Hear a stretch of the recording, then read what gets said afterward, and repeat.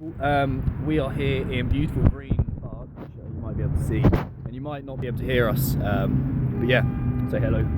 Yeah, guys, how's it going? Let me get you in there. We are here today to talk to you about a bit of strength training and the key rules from both a training point for myself and a nutrition point from Hugh to put on muscle. So, shall I start? Yeah, talk about training. Alright, we'll just ignore that bike over there. So, training, first thing, compound lifts. You need to be lifting compound lift. What I mean is multi-joint exercises, squats, deadlifts, overhead pressing.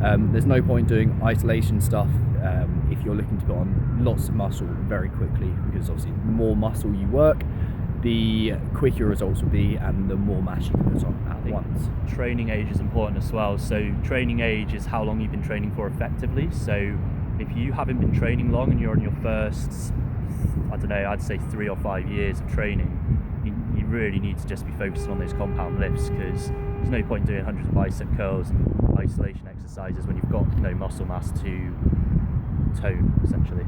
Yeah, bingo. What about nutrition, sir? So obviously to build muscle you need to be in a calorie surplus. You need to be eating more energy, consuming more energy than you're burning off. You need to be eating high levels of protein so you can repair and grow your muscles from training itself. Carbohydrates is important, so low carbohydrate diets are becoming more and more prevalent, and you know there's been a bit of it's a bit mixed with that, but you need to be eating carbohydrates to fuel yourself, to refuel yourself if you're trying to build muscle. Otherwise you're going to kind of deplete yourself massively. It's going to massively affect you. Tom, being from a CrossFit background, obviously CrossFit is very much paleo, which is very low carb, and one thing that I've come across working in a few, or training in a few CrossFit gyms, I haven't worked in any myself, but a lot of people seem to get injured doing CrossFit, and a lot of people, even though they're strong, don't build a decent size of muscle because they're eating too little and they're not eating carbohydrates. So I think that's really important. That's something I've struggled with personally myself, just being very low calorie. It's not great. Yeah, I did it for a while. I was trying to put on muscle on a low fat diet, and it wasn't, I was eating a lot of calories, but I was fucked. Like I just had no energy.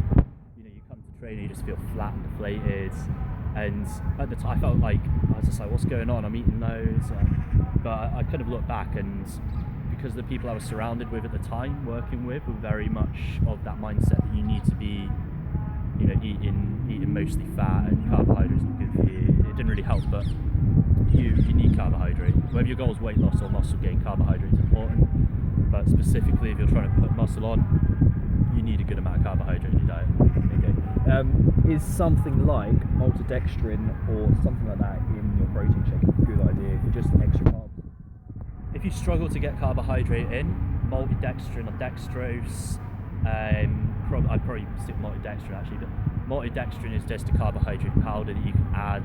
It's a simple carbohydrate, you know, post-workout. If you do struggle to get carbohydrate in, it's an easy way to do it without filling yourself up too much.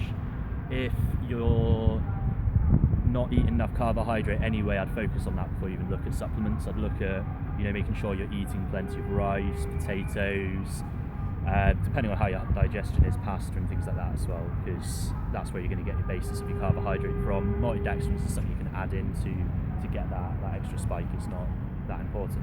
Okay, sweet. And then if we go back to training, should I keep you in here or not? No. Oh, fuck it. Yeah, I'll keep you in here. Yeah, when we go back to training, we need to talk about reps as well. Lots of people hit a plateau because they are sticking at the same rep ranges, i.e. that classic bodybuilder thing, 3 sets of 12 reps. And like, it's great, but you're only getting this thing called sarcoplasmic hypertrophy, which is basically where you're storing more fluid within the muscle fiber or the muscle cells.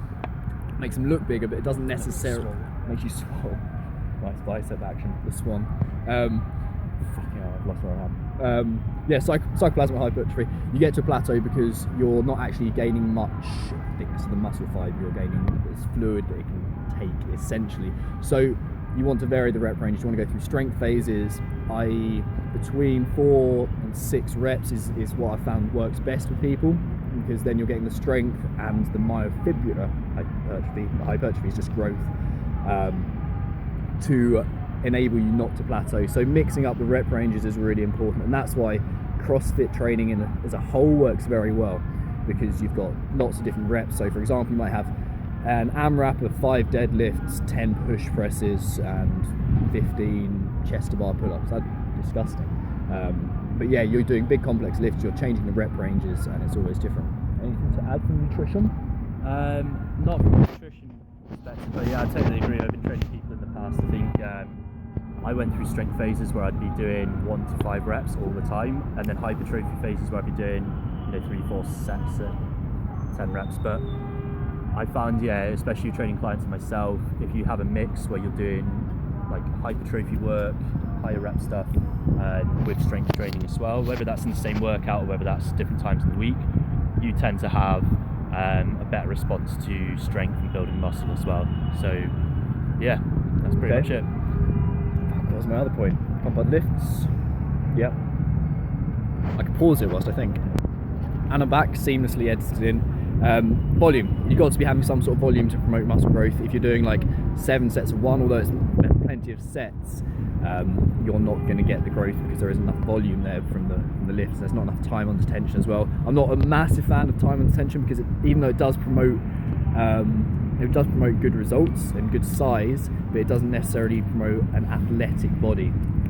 Depends what you're going for, I guess. Like if you're training for a performance standpoint, then yeah, it's kind of wasted. If you play sport, football, things like that, time under tension isn't the best thing in the world.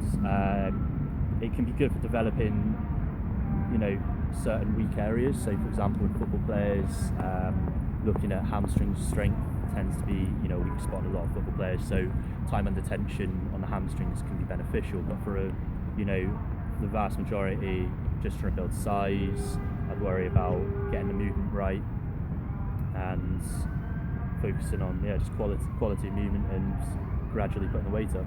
Yeah, definitely. From my point of view, we're always looking to make you into an athlete and train you like an athlete, because we are expanding what your body is capable of. So that's kind of you summed up?